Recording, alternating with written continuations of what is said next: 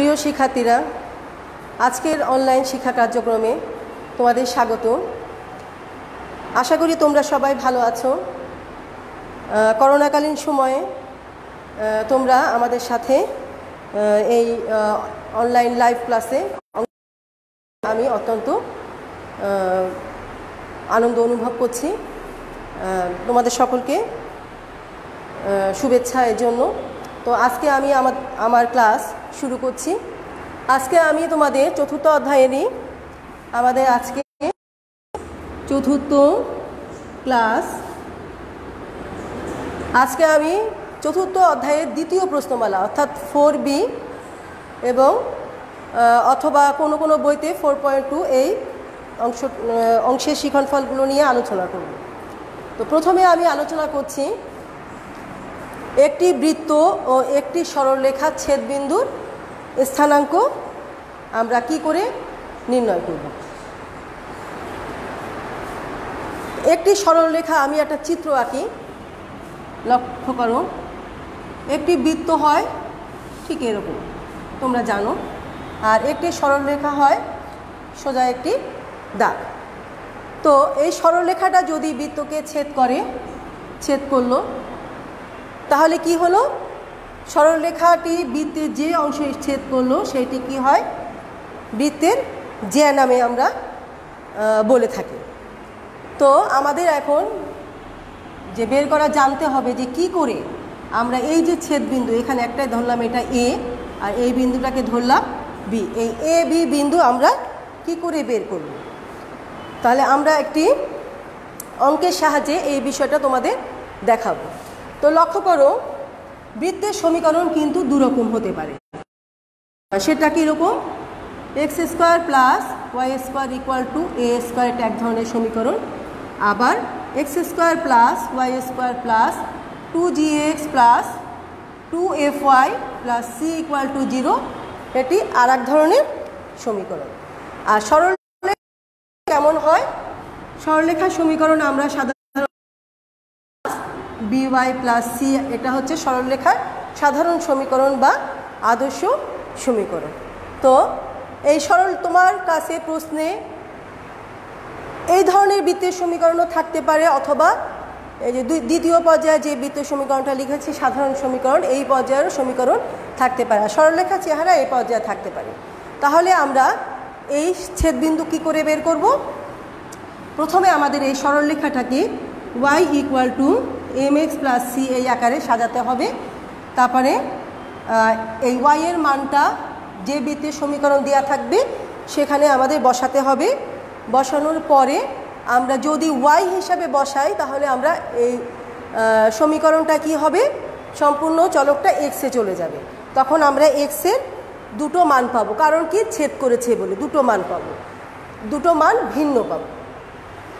তো দুটো ভিন্ন মান পেলে আমরা কি করব? x-এর মানটা আবার এই y ইকুয়াল টু এখানে বসানোর পরে আমরা দুটো y এর মান পাবো। তাহলে x ও y এর মান একত্রিত করে লিখলে আমরা ছেদবিন্দুগুলো পেয়ে যাব।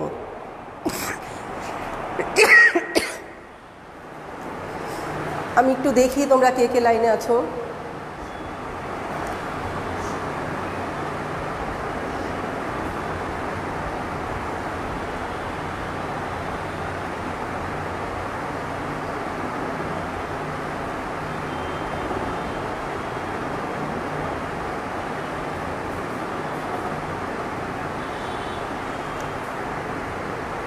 ধন্যবাদ।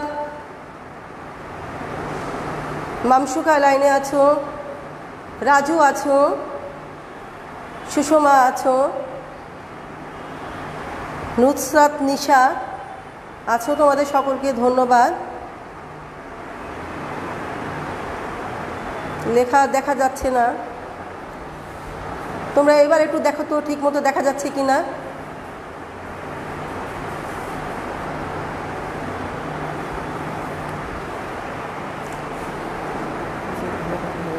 কি সমস্যা?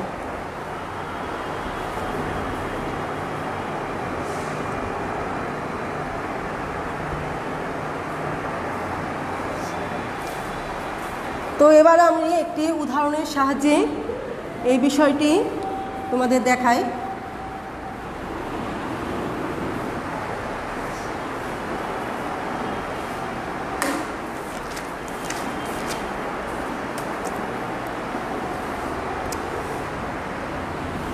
ধরো আমাদের কাছে বৃত্তের সমীকরণ আছে x² + y² = 13 এবং সরলরেখার সমীকরণ আছে x - y = 1। বৃত্তের সমীকরণটাকে আমি 1 নাম্বার দিলাম, সরলরেখার সমীকরণটিকে আমি 2 নাম্বার দিলাম।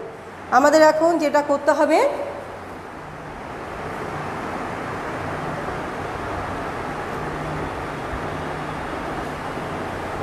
গুড, তোমরা দেখতে পাচ্ছ।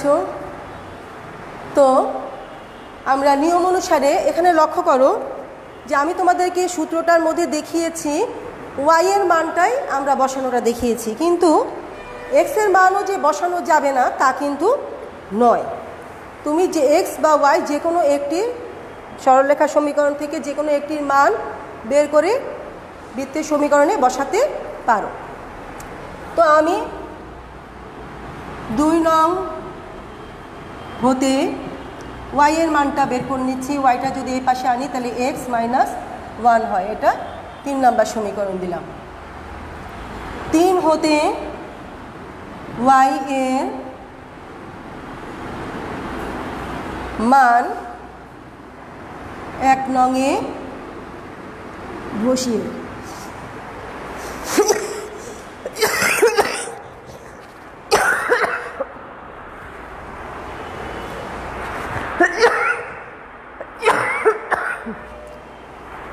সরি 2 হতে y এর মান আমরা 1 নংয়ে বসাবো।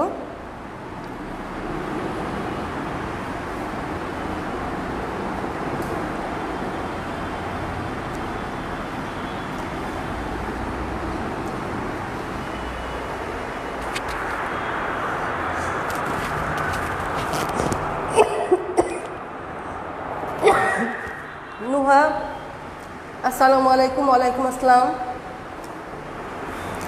এবার তোমরা এটাকে দেখো, ক্যালকুলেশন করছি, তোমরা করো। x² + x² - 2x + 1 = 30।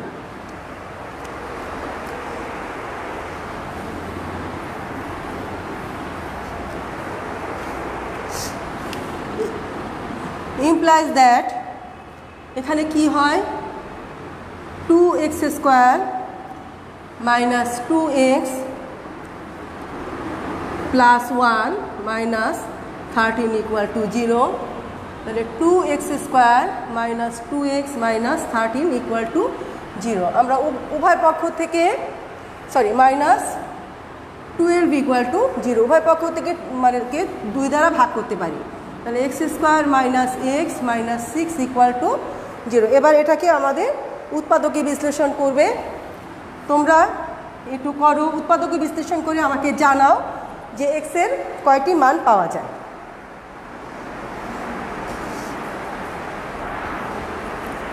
তোমরা একটু করো, করে আমাকে জানাও x এর কয়টি মান পাওয়া যাচ্ছে।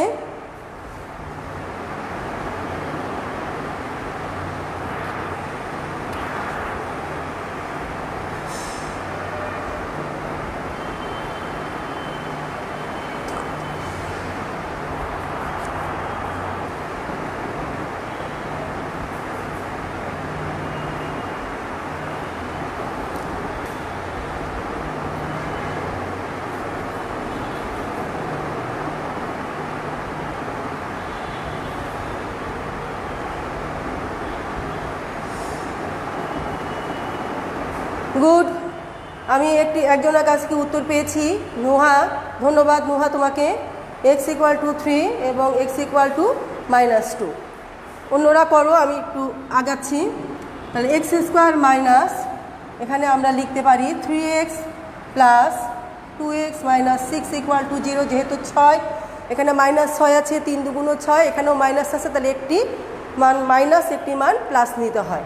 তাহলে আমরা যদি x কমন নেই, x - 3 + 2 কমন নিলে x - 3 = 0।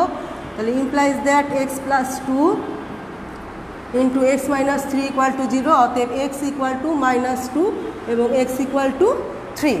আমরা কিন্তু দুটো বিন্দু এক্সের দুটো মান পেয়েছি, তার মানে এই সরলরেখাটা কি হয়, বৃত্তকে ছেদ করে। সরলরেখাটি বৃত্তকে কি করে, ছেদ করে। তাহলে এক্সের আমাদের যে 3 নম্বর সমীকরণে আমরা যে ওয়াই এর মানটা বের করে রেখেছিলাম, তাহলে এক্স এর মান একটি একটি করে বসাবো।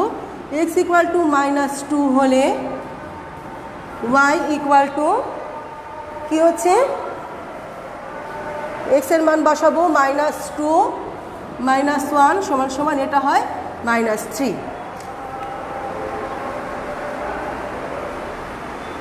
আর আমাদের আর একটি মান আছে এক্স ইকুয়াল টু 3, তাহলে আবার এক্স ইকুয়াল টু 3 হলে ওয়াই সমান সমান 3 - 1 সমান সমান 2। অতএব 1 নং বৃত্ত ও 2 নং রেখার ছেদ বিন্দু দ্বয় কি হচ্ছে, এক্স এর মান -2 জন্য আমরা -2, ওয়াই এর মান পাই -3 এবং এক্স এর মান 3 জন্য আমরা ওয়াই এর মান পাই 2। এটাই উত্তর, অর্থাৎ এটা আশা করি তোমরা বুঝতে পেরেছো।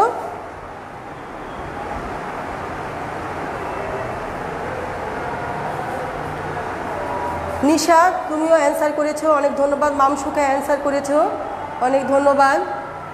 আরও সুষমা অ্যান্সার করেছো।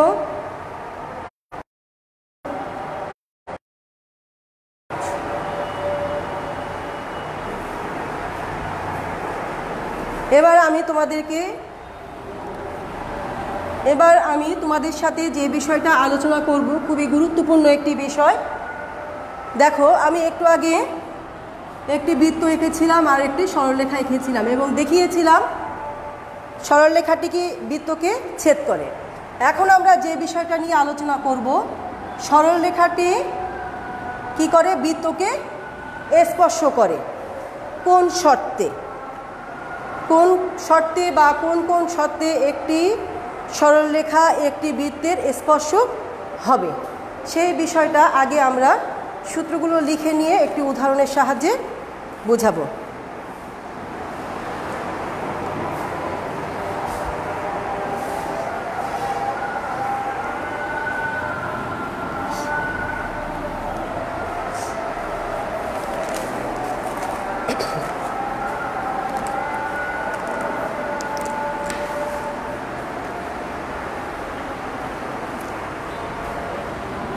আমাদের আলোচ্য পয়েন্টটা হচ্ছে এখন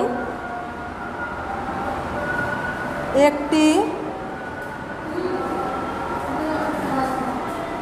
সরলরেখা একটি বৃত্তের স্পর্শক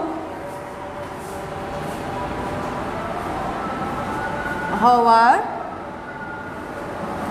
শর্ত। 1 নাম্বার,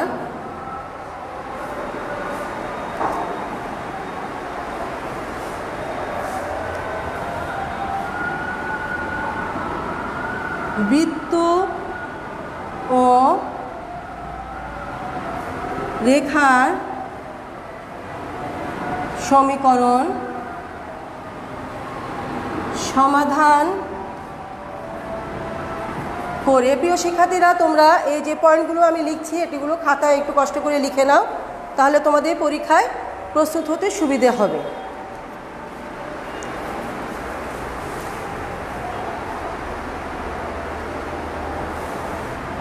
বৃত্ত ও রেখার সমীকরণ সমাধান করে একটি মাত্র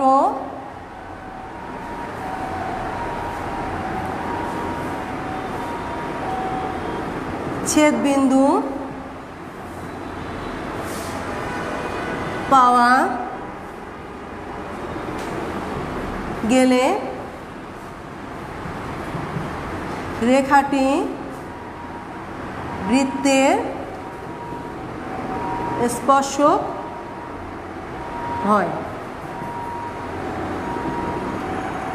লক্ষ্য করো, একটু আগে আমি তোমাদের দেখি একটি সরলরেখা একটি বৃত্তকে ছেদ করে, সেখানে আমি একটি অঙ্ক দিয়ে প্রমাণ করে দেখিয়েছি যে দুটো ছেদবিন্দু পাওয়া যায়। পরে আমি আরেকটি চিত্র আঁকলাম, একটি বৃত্ত এবং একটি সরলরেখা স্পর্শ করে। চিত্রেই তোমরা বুঝতে পেরেছ, চিত্রেই তোমরা বন্ধ করে না, ফ্যান বন্ধ করে না, ওটা বন্ধ করে, এটা বন্ধ করে, কাশি লাগে। তোমরা চিত্রের মধ্যেই বুঝতে পেরেছ যে একটি রেখা বৃত্তকে স্পর্শ করলে একটি মাত্র বিন্দু পাওয়া যায়, অর্থাৎ একটি মাত্র ছেদবিন্দু পাওয়া যায়। তাহলে আমরা যদি অঙ্ক করে প্রমাণ করতে পারি রেখার সমীকরণ ও বৃত্ত সমাধান করে একটি মাত্র ছেদবিন্দু পাওয়া যায়, তাহলে সেই ক্ষেত্রে বৃত্তের কি হয়, রেখাটি বৃত্তের স্পর্শক হয়। এটা এক ধরনের প্রমাণ করার ব্যাপার। আবার লক্ষ্য করো 2 নাম্বার শর্ত, রেখাটি বৃত্তের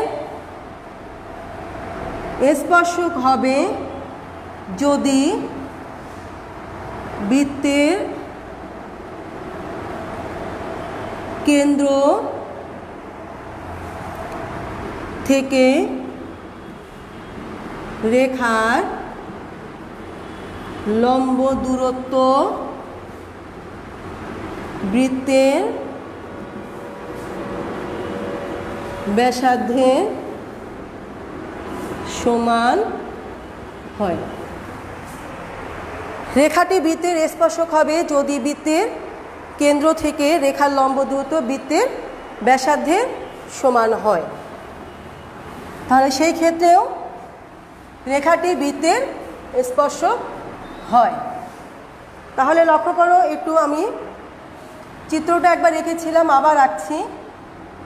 যদি এই রেখাটা কি হয়, বৃত্তের স্পর্শক হয়, মনে করো বৃত্তের কেন্দ্র এরকম জায়গায় আছে, আমরা এখান থেকে যদি একটা লম্ব আঁকি, তাহলে এই বিন্দু কেন্দ্র ধরলাম -g -f যদি হয়, তাহলে এই যে রেখা সমীকরণ ax + by + c = 0, তাহলে কেন্দ্র থেকে রেখার লম্ব দূরত্ব কি হয়, বৃত্তের ব্যাসার্ধের সমান হয়। তাহলে সেই ক্ষেত্রেও আমরা বলতে পারি যে রেখাটি বৃত্তের স্পর্শক।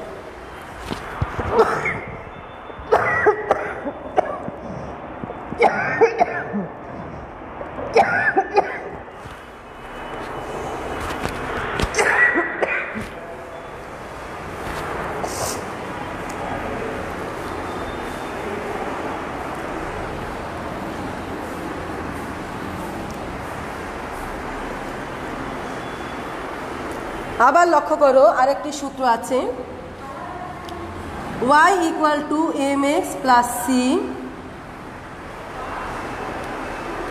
এই রেখাটি x² + y² = a²।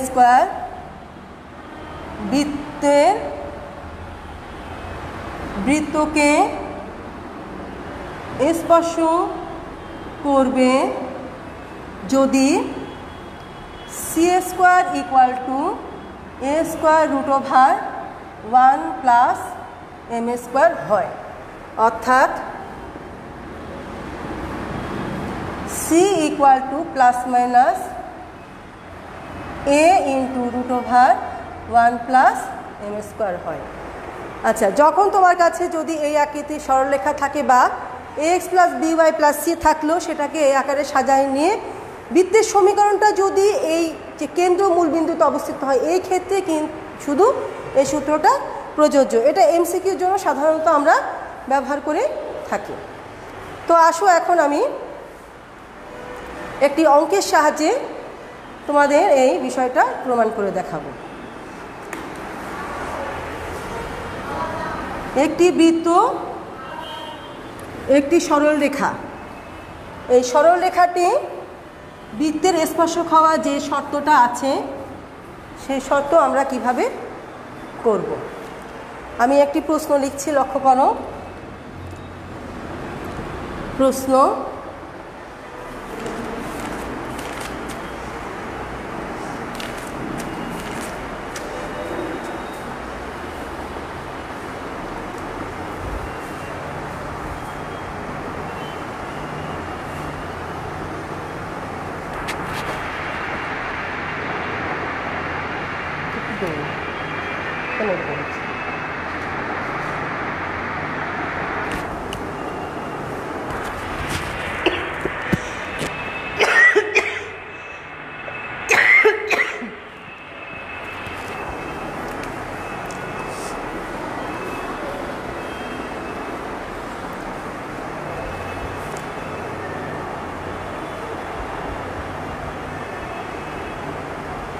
তোমরা একটু জানাও এখন লেখাটা বোঝা যাচ্ছে কিনা।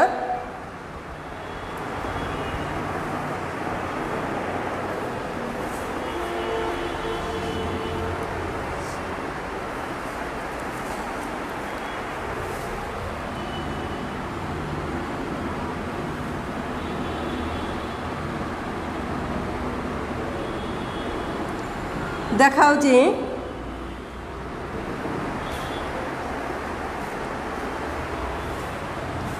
x minus y equal to 2 রেখাটি x square plus y square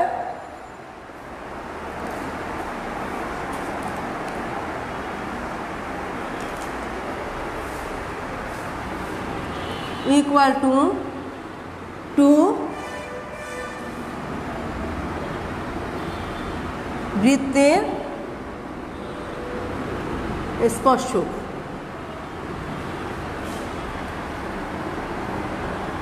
স্পর্শ বিন্দুটি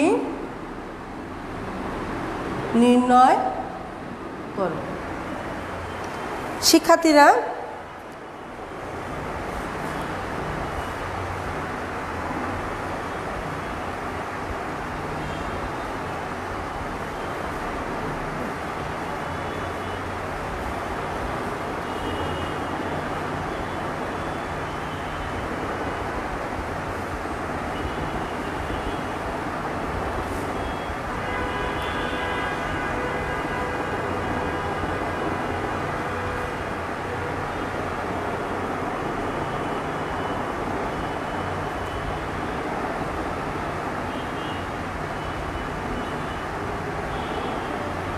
বুঝতে পারছি না কি কারণে বোঝা যাচ্ছে না।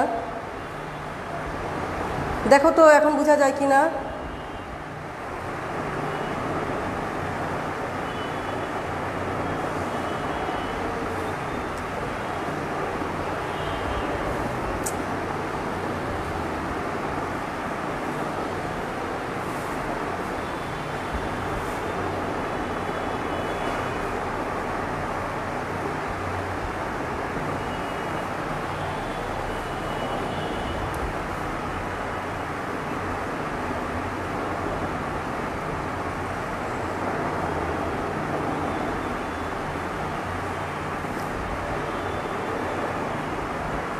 ফারিয়া এলিনা এখন বুঝতে পারছে লেখা।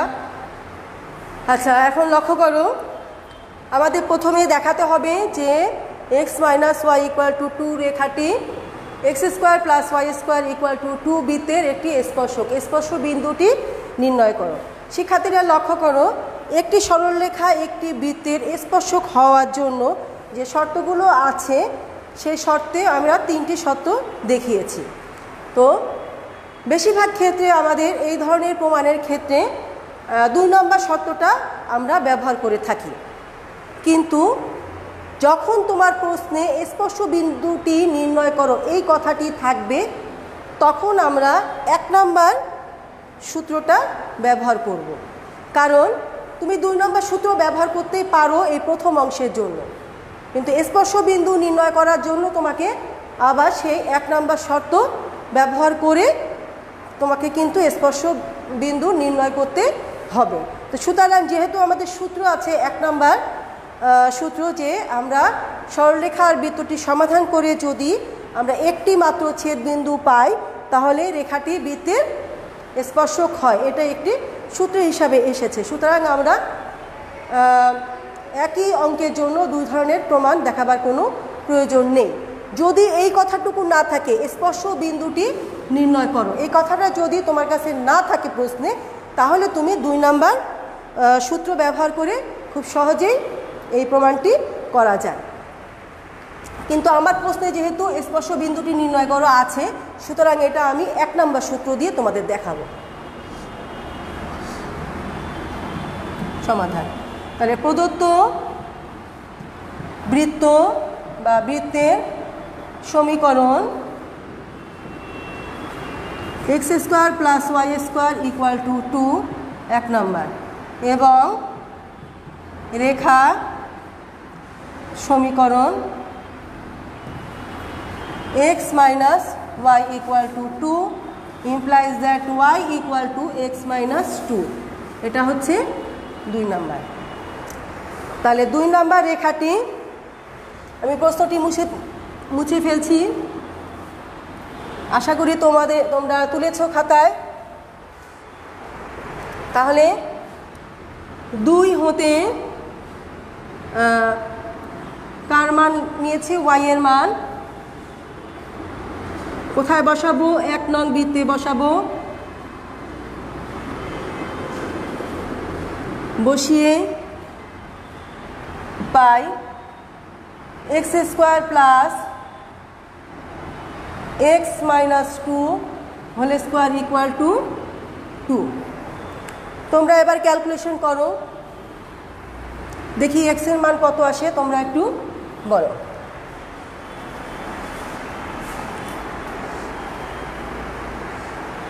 তোমরা x এর মান কত পাচ্ছ একটু বলো।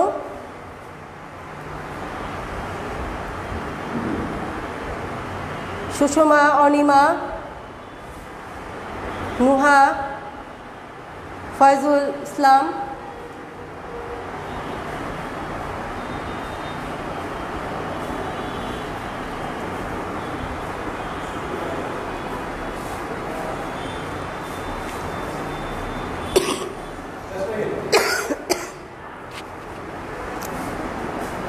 নুহার উত্তর আমি পেয়েছি।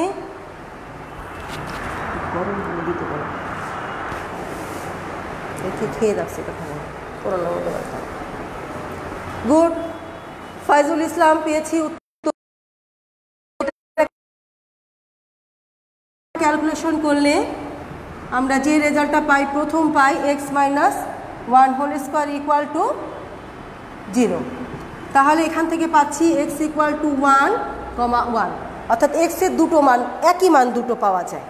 যখন একটি সরলরেখা আর একটি বক্ররেখা এভাবে ক্যালকুলেশন করে x এর দুটো সেম মান পাওয়া যাবে, তখন বুঝতে হবে যে রেখাটি উক্ত বক্ররেখা, এখানে আমাদের বৃত্ত নিয়ে আলোচনা করা হচ্ছে, বৃত্ত ছাড়া অন্য কোনো বক্ররেখার ক্ষেত্রেও যদি এ ধরনের অবস্থান পাওয়া যায়, তাহলে রেখাটি ওই বক্ররেখার স্পর্শ হয়। আচ্ছা, তো লক্ষ্য করে x এর দুটো মান পেয়েছি, সেম মান পেয়েছি, তাহলে অবশ্যই আমরা একটি মান ব্যবহার করব। 2 নং এ x = 1 বসিয়ে আমরা কি পাই? y = 1 - বোধহয় নিচে দেখা যাচ্ছে না, আমি উপরে লিখছি। আমরা পাচ্ছি y = 1 - 2, দ্যাট মিন্স -1। অতএব সরি, এই সমস্যা হয়েছে, এটা আমরা পরে করব। আমাদের এই জায়গায় শিক্ষার্থীরা এটুকু আমরা পরে করব। x = 1, 1, আমরা দুটো মান পেয়েছি। আমাদের আগে প্রমাণ করতে হবে যে এটি স্পর্শক। এখানে আমরা লিখব স্পর্শক প্রমাণ করার জন্য, যেহেতু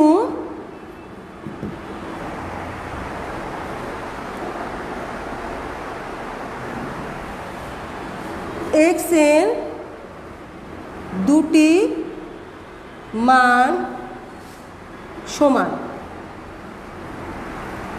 সুতরাং রেখাটি প্রদত্ত বৃত্তের একটি স্পর্শক। প্রিয় শিক্ষার্থীরা লক্ষ্য করো, আমরা দুটো সমীকরণ সমাধান করে এই পর্যায়ে পাওয়ার পরে আমরা এভাবে লিখব। লেখার পরে তারপর আমরা বলবো এক্সের দুটি মান কি হয়েছে সমান। সুতরাং রেখাটি প্রদত্ত বৃত্তের একটি স্পর্শক। আমরা কিন্তু 1 নম্বর সূত্র দিয়ে এই বিষয়টি প্রমাণ করলাম। প্রমাণ করার জন্য আমাদের এভাবে লিখতে হবে। এরপরে আমরা দ্বিতীয় অংশ বৃত্তের স্পর্শ বিন্দু নির্ণয় করব। এখন স্পর্শ বিন্দু নির্ণয়,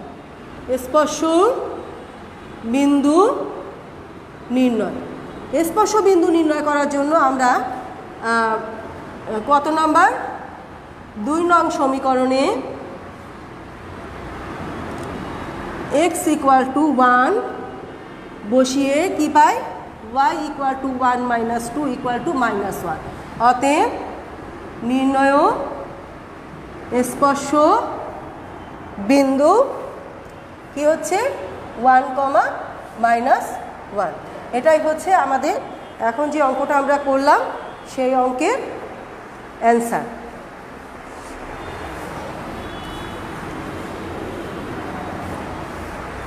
এখন লক্ষ্য করো, যদি তোমার কাছে আমি বলেছিলাম প্রশ্নে, যদি তোমার কাছে স্পর্শ বিন্দু নির্ণয় করো এই কথাটা না থাকে, অর্থাৎ প্রশ্নটা যদি শুধু এমন হয় যে x² + y²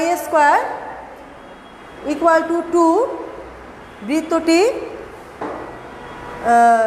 কে x - y = 2 রেখাটি স্পর্শ করে প্রমাণ করো।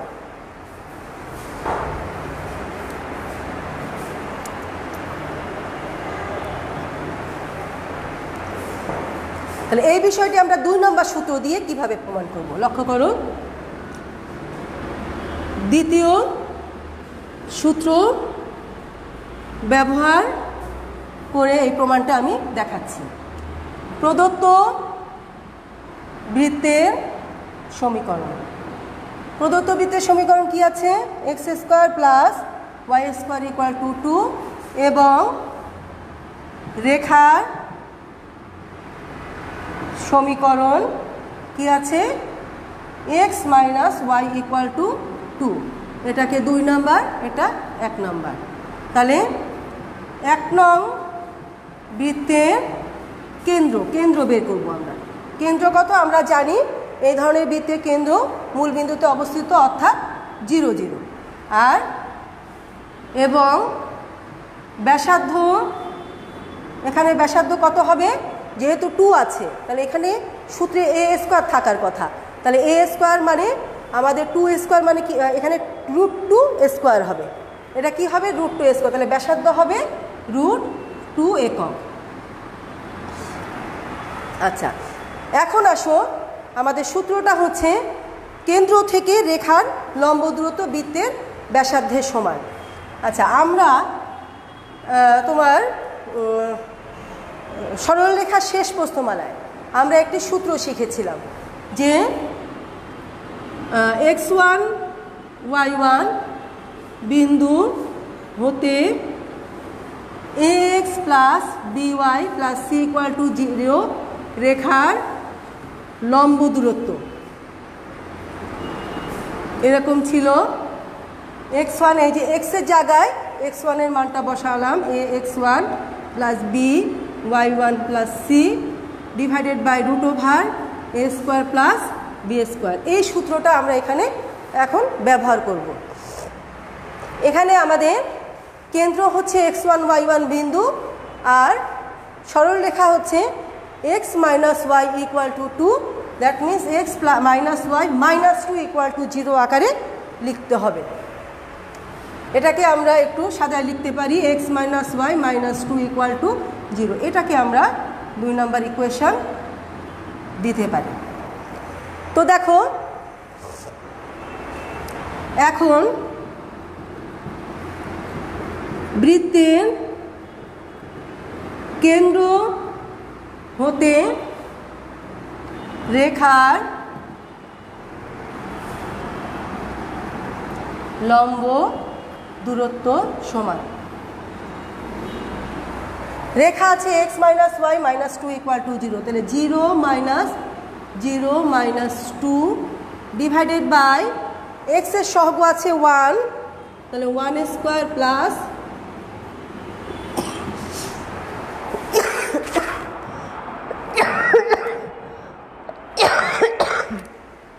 তোমরা ক্যালকুলেশনটা করো।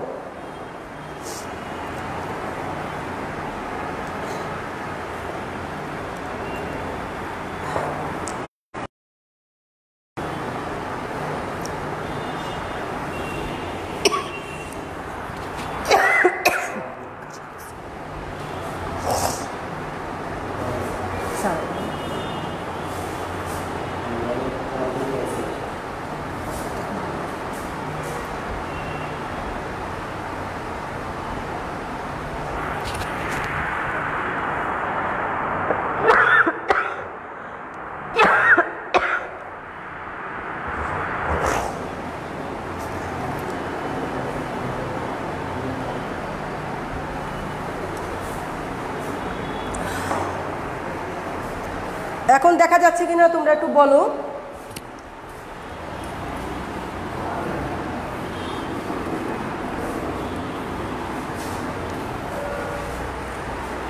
তো এটাকে আমরা যদি ক্যালকুলেশন করি, লক্ষ্য করো উপরে থাকে -2, নিচে √1 + 1 সমান সমান -2 ডিভাইডেড বাই √2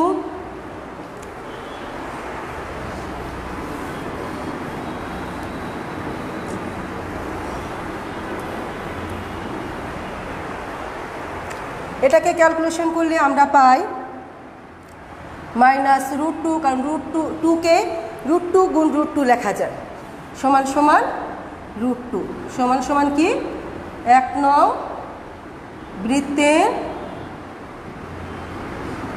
ব্যাসার্ধ। তাহলে অতএব 2 নং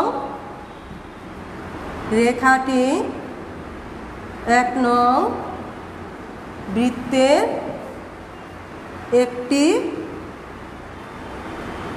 স্পর্শক। আশা করি অঙ্কটা তোমরা বুঝতে পেরেছ।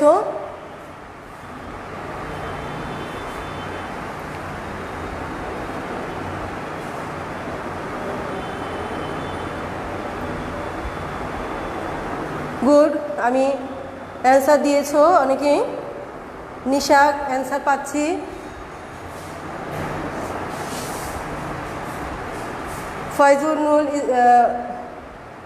ফাইজুল ইসলাম, সুষমা √2 অ্যান্সার দিয়েছ।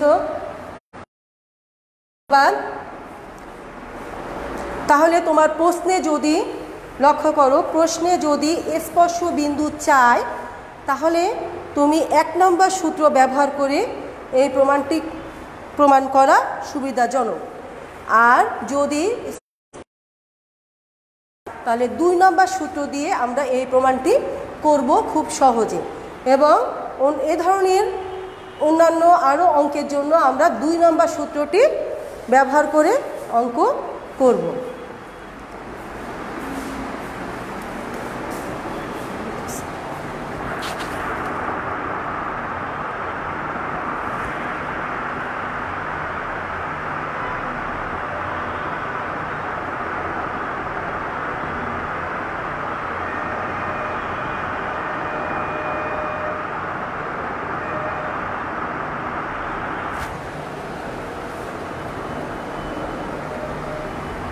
প্রিয় শিক্ষার্থীরা লক্ষ্য করো, এটার কথা বলছি। একজন বলেছ যে এই যে মডুলাসের ভিতরে মাইনাস আছে কিন্তু বাইরে কেন মাইনাস নেই, এটা যে পরমমান চিহ্ন। আমরা জানি পরমমান চিহ্ন যখন উঠিয়ে দেওয়া হয়, পরমমানের ভিতরে মাইনাস থাকলে সেটা প্লাস করে লিখতে হয়। আমরা যখন আর এখানে একটি যেহেতু তুমি প্রশ্ন করেছো, অনেকেরই হয়তো প্রশ্ন করা বুঝছো না, প্রশ্ন করতে চাইছো কিন্তু করতে পারছো না। আমি এটি একটি পরম মানের ব্যাপারটা একটু একটা উদাহরণের সংজ্ঞার সাহায্যে একটু বুঝিয়ে দেওয়ার চেষ্টা করি। তো লক্ষ্য করো, এটা যদিও আমাদের এই প্রশ্নমালা আলোচ্য বিষয় নয়, এটা বাস্তব সংখ্যার আলোচ্য বিষয়। তো পরম মানের সংজ্ঞা হচ্ছে পরম মান এ সমান সমান এ যখন এর মানটা greater than or equal to 0 হয়, অর্থাৎ এর মান যদি 0 থেকে বড় বা শূন্যের সমান হলে এখানে 0 পরম মান মানে 0, আর যখন 0 থেকে বড় হবে তখন এটা প্লাস চিহ্ন থাকবে। আর পরম মান এ মাইনাস এ হবে তখন যখন এ ইজ লেস দ্যান 0, অর্থাৎ এর মানটা 0 থেকে ছোট, অর্থাৎ এ নিজেই থাকবে মাইনাস। এটা তো তোমরা বুঝতে পারবে, কিন্তু এই ব্যাপারটা আমি তোমাদের একটা উদাহরণ দিয়ে বুঝাই দিই। লক্ষ্য করো, পরম মান ধরো মাইনাস, আমি যে অঙ্কটা করলাম সেটাই দেখাচ্ছি, √2 ইকুয়াল টু অনুসারে পরম মান √2, এখানে এর মানটা কিন্তু কত আছে, এ জায়গায় এ হিসাবে আছে, কিন্তু এ ইকুয়াল টু মাইনাস √2 অর্থাৎ লেস দ্যান 0। তাহলে এই শর্ত অনুসারে আমাদের এই যে নিচের সংজ্ঞাটা কার্যকারী হবে। তাহলে এখানে কি হবে, এই সূত্রের মাইনাস এর মান আছে মাইনাস √2, তাহলে এই মাইনাসে মাইনাসে প্লাস √2 হয়।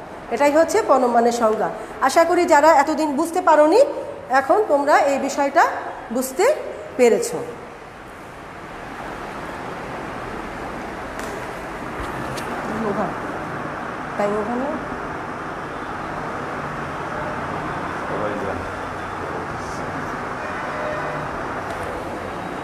তো শিক্ষার্থীরা আজকে এ পর্যন্তই।